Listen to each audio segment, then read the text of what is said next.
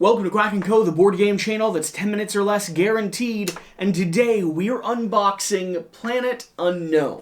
Now, I really am just unboxing this game because I'm ready to go ahead and punch it, stack it, and move it downstairs into my permanent collection. I have played this, 3 times now with BoardgameCo, and absolutely love the game.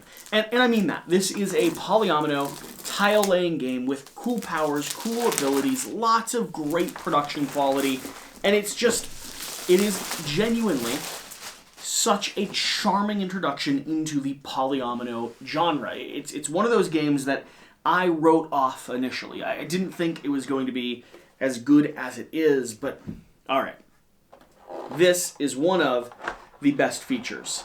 Look at that Lazy Susan tile drawer. So, in this game, you're going to have a whole slot of tiles. They're all going to punch out and be placed down into this Lazy Susan. And the cool thing about all these tiles is that as I take the tile that I want from the zone that I want, wherever you're sitting will determine the tile you're going to take. I'm not going to punch all of these, and I gotta be honest, I do wish the cardboard was a little thicker than it is, but that is a pretty normal complaint for me. I like thick, chunky cardboard. So I'm trying to find where all of these go, but if you see, each one of these tiles punches out and has its own adorable little home that is specific to it because it's its own adorable little shape. And if you're starting to grow concerned that you're always going to be drawing the same set of tiles, well, first off, no, because you mix them and you randomize them. And then along with that, this middle part here also gets to spin. So you change up the way that they interact with each other. And I'll need to go through and punch and cycle and, just make sure all of these are fully randomized because it looks like the boards are printed. Where do you go? They are printed like in accordance with each other, which means I need to do a little bit more than what I'm doing currently to make it as fair as possible for everyone. But all right, stop punching tiles, Jesse. This is not the game. All right, so we have various different tile boards. Now, each of these are going to have different locations, different icons on. You'll see meteorites that are falling down to sky, and you'll see different regions. Each of these regions will relate to things that you're placing down onto your board that'll move up different polyomino tracks for yourself that'll give you more and more benefit and more value.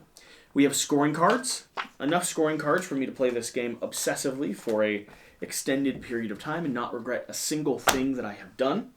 We have a tile that has already self-punched itself, which is always helpful when you find those. And we have a few very nice trays. Now, these trays will be part of the game experience because all of these little bits and pieces will just end up being dumped into them, which gives us a fantastic way to sort, store, and track everything that we need. So first off, these are going to be your little research stations. They're going to be all across their planet. You can crush them with land if you'd like, but for the most part, you're going to be driving little rovers around doing your best to collect those stations. We have the first player marker, which is a giant wooden piece.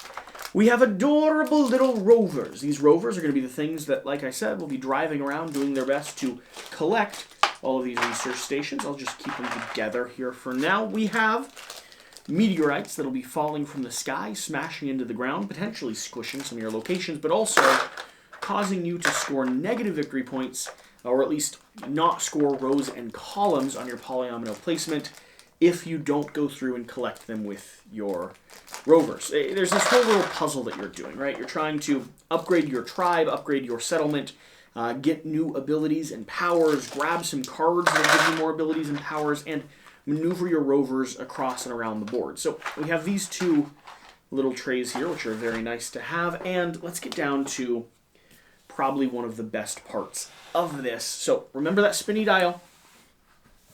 The rule book, not really.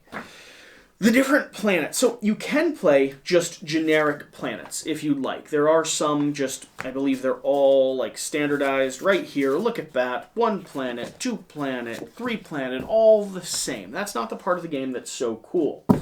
Part of the game that's so cool is going to be these side of the planets because every one of these planets adds a brand new tile placement area and a brand new condition you have to follow. Like here's 3 planets all glumped together. This one has black, gooey, sticky stuff and a bite taken out of the corner. This one has an energy field coursing through the center of it.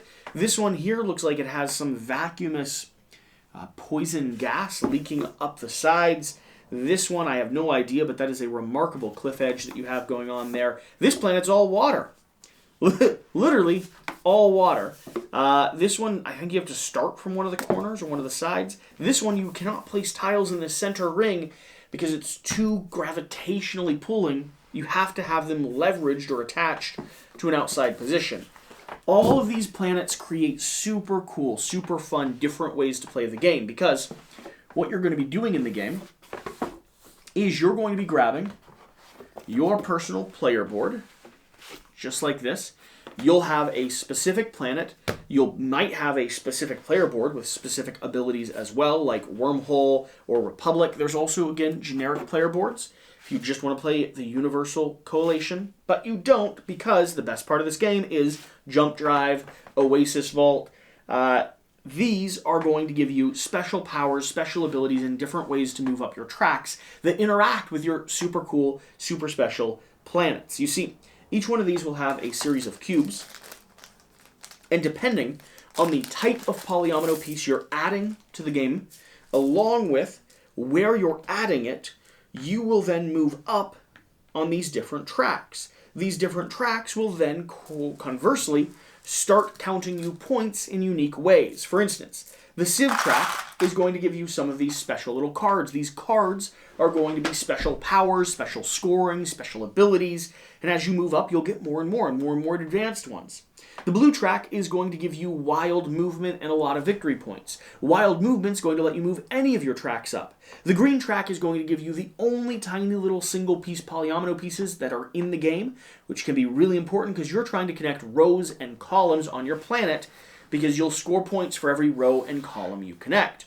The red track's going to move your rover. You get more and more movement speed as you go higher and higher up this track. That's fantastic because you got to go collect the Civ stations and clear out the meteorites. We've already talked about that. The tech track is going to unlock asymmetric tech powers on the side of your board, which are glorious and just a lot of fun. So, as you're drawing polyomino pieces, you're spinning the dial, grabbing a piece. Everyone else has to grab a piece from the location you assigned them. You place it down onto your board. You move up one of the tracks. You get to unlock powers, abilities, special effects. It's so good. Well, what's the object of the game? Well, the object of the game is to score as many victory points as possible. You can do that by collecting Civ stations, clearing meteorites, getting the endgame victory cards that we talked about, or going for special objectives, which happen to be in between all of you Castles of Burgundy style, which is super cool.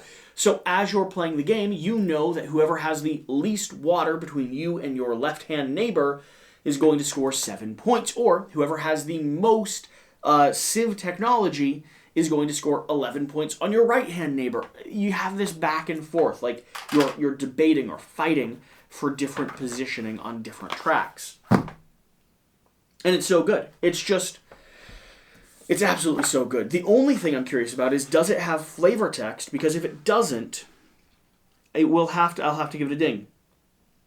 Overview.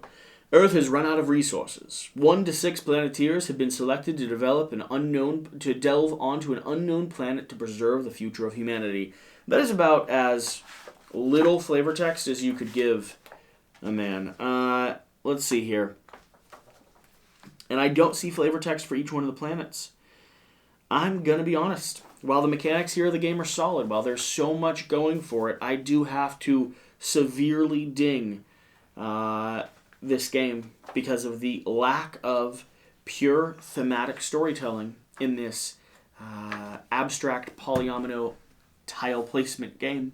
So, Adam's Apple, Planet Unknown, next time you all publish a piece of content, you better watch out. You know what Quackalope demands. We need more theme, more flavor text, and more stories for each one of our colonies, because the game's so good, and I want to know more about everything I'm playing, damn it. This is a great game. If you like polyomino games, get this. I don't know what to tell you. Like, it's just good. That's it. That's all. It's unboxed now because it's entering our permanent collection.